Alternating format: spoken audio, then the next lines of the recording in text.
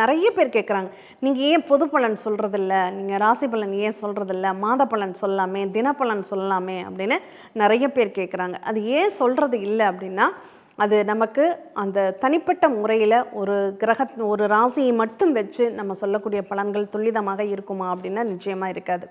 அப்போது ஒவ்வொரு நிகழ்வுக்குமே இந்த லக்னத்துக்கு ஒரு பலன், தனுசு லக்னம்னா குருவுடைய லக்னம், அதனுடைய சிம்பிள் வில் அம்பு, ஒரு இலக்கை நோக்கி வெற்றி பயணத்தை தொடர்ந்துக்கிட்டே இருப்பாங்க அப்படின்னு ஒன்று சொல்லிக்கலாம். அதில் நட்சத்திரம் மூல நட்சத்திரமா, மூல நட்சத்திரம் ஆஞ்சநேயருடைய அவதார நட்சத்திரம் ரொம்ப சிறப்பாக இருக்கும். பூராட நட்சத்திரம் வாழ்க்கையெல்லாம் போராடிக்கிட்டே இருக்கும்.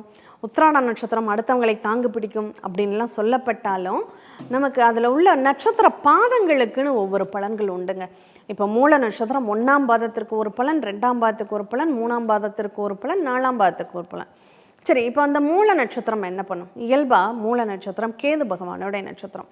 ஒரு நிகழ்வை ஒரு அடி ஆழம் வரையும் மூடுருவி இது ஏன் நடந்தது, எதுக்கு நடந்தது, இதுக்கு காரணம் என்னன்னு கண்டுபிடிக்கிற வரையும் விடவே விடாது.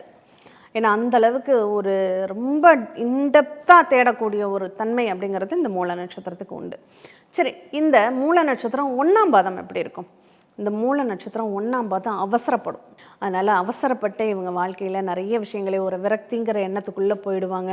நமக்கு ஏன் இந்த வாழ்க்கைங்கிறது எண்ணத்துக்குள்ளே போயிட்டு ஆன்மீகத்தை தேடி தேடி போகக்கூடிய ஒரு வாய்ப்பு இந்த மூல நட்சத்திரம் 1ஆம் பாதத்துக்கு உண்டு.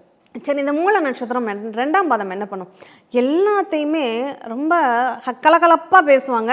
கடைசியில் ஒரு சில வார்த்தைகளை சொல்லி அப்படியே அந்த இடத்த, அந்த சூழ்நிலையை அப்படியே பிரச்சனைக்குரியதாக மாற்றி விடுவார்கள் அப்படின்னு சொல்லலாம். ரொம்ப சந்தோஷமாக இருக்கணும்னு நினைப்பாங்க, அதுக்கான முயற்சிகளை எடுப்பாங்க. பட் ஆனால் அங்கே ரிசல்ட் என்னவா மாறும்? அங்கே பிரச்சனைகளையும் தேவையில்லாத சங்கடங்களையும் ஏற்படுத்தி அதனால் அவங்களுக்கு ஒரு விரக்தியான ஒரு மனநிலையும் எண்ண சூழ்நிலைகளையும் உருவாக்கிடும் அப்படின்னு சொல்லலாங்க.